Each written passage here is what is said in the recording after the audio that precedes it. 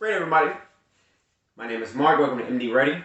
Today we're going to be discussing AR9s and Kel-Teks. I know I've done this already in the past, but American Caribbean Jazz Guitar, a subscriber, he reached out, or I saw he had posted a comment up. Again, guys, if you, like I said in previous videos, if you have any ideas or something that you want talked about, please DM me. Please DM me, because that is going to be the best way for me to be able to see it and respond to it, because sometimes I get lost in the comments and things come up in my in the little notifications, and it comes up kind of fast. So, but I saw it and I was like, okay, well, let me make sure I'm elaborate, because maybe I explained myself all that well, and my apologies if I didn't.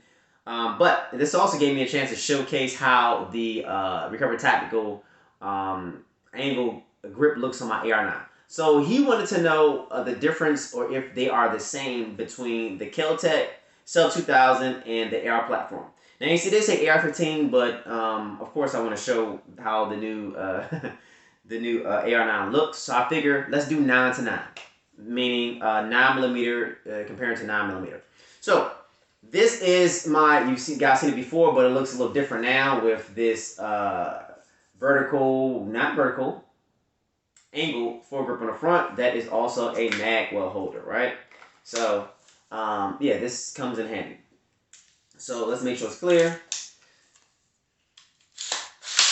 Some plus P ammo up in this sucker. So it is clear. Now, this is an AR9. This is not the same as a Kel-Tek. They don't have many similarities. They don't have any similarities at all, besides the fact that they take Glock magazines and they shoot 9mm. Besides that, they're different. The platforms are different.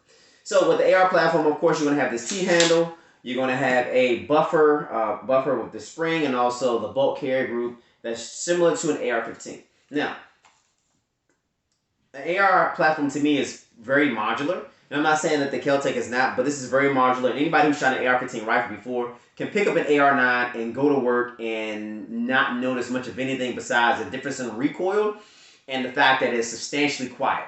Now, I'm not encouraging you to do this, but I have shot in AR-9 pistols and rifles with no ears, and my ears will not usually don't ring, right, unless I'm shooting like plus P ammo.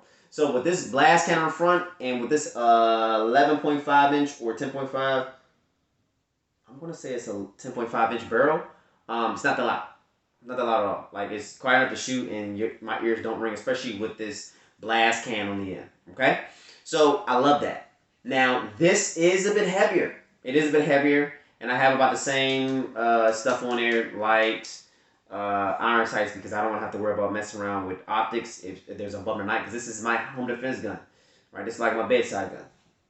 So enough about the AR9. Let's get into the Kel-Tek Sub 2000 and how it is different.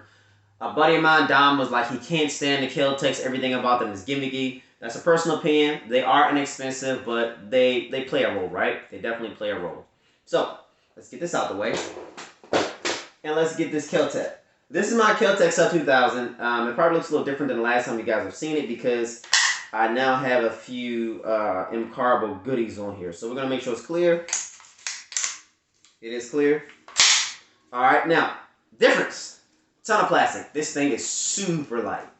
I don't think it weighs more than like 2 or 3 pounds. It's super light. Of course, it has a rail in the front. I have my little hand stop here.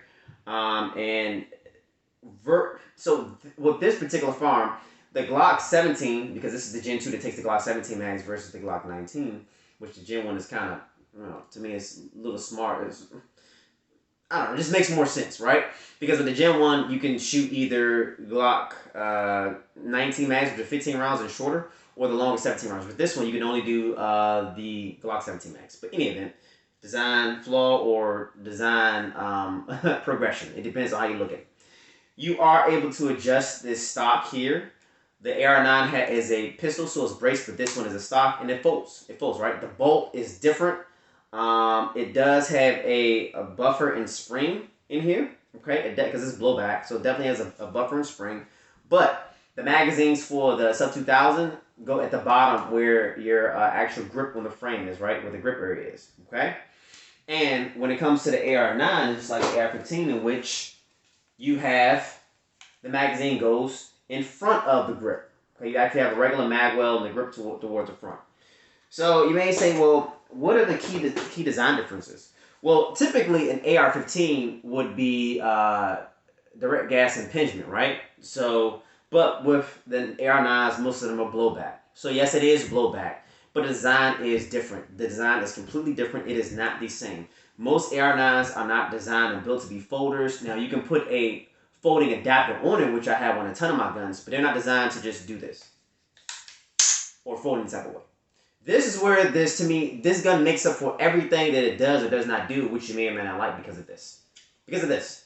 You can throw it in a kid's backpack. Don't do that. Don't throw a gun in a kid's. Please don't do that. Don't do that. I'm just saying. But if you had a small backpack, you could throw this in a pretty large sling bag if you want. It's not large at all. Okay? Now, I have some M-Carbo goodies on here, like the little cheek well piece to keep your face off this cold tube. A new folding latch mechanism here, so it's supposed to latch better. I also have the metal M-Carbo rear sight, which is supposed to be about a few millimeters taller, and it's supposed to have a larger diopter in the rear. I have a linear copper front, light laser combination, nothing major there, and of course it's hand stop. Now I'm going to put a recover tactical angle. Yeah, I'll put an angle full grip on there because I like the fact of having that additional magazine there. Since I keep a Glock 17 with a 2-round base plate extension in here, I'm going to do the same thing up front because this is a gun that I definitely backpack with. I backpack with this farm. It is a rifle. But you're going to get more velocity out of this AR-9 rifle with a 16.1 or 16.25 inch barrel versus this 10.5 barrel. So, you pick your poison. Whether you want an AR-15, AR-9 rifle or pistol, or you want this Sub 2000. This is not a versus situation. I'm just letting you know some of the differences. The differences aren't all that major. Okay? I know I started on this. The differences aren't all that major, but the similarities are they are both blowback and they are both 9mm. Everything else, the designs are different. They are not the same firearm. They are not. So, with that being said, prayerfully that made sense. And guys, please make sure you like, share, subscribe. If you were thinking about getting a Sub 2000, get it. They're pretty cheap. And, you know, if something would happen to this, like a truck gun, you wouldn't be out that much money. It's not that big of a deal, especially get them used. Well, I don't know. With COVID right now, everything's probably expensive. But the fact of the matter is this costs way less than this. so, you know, again, you pick your poison. So, with that being said, guys, like I said before, please make sure you like, share, subscribe. Let me know your thoughts in the comment section. Let me know which one you prefer or which one you do prefer, which one you're looking to get, and why you would get it or why you plan on getting it. God bless you guys. Take care.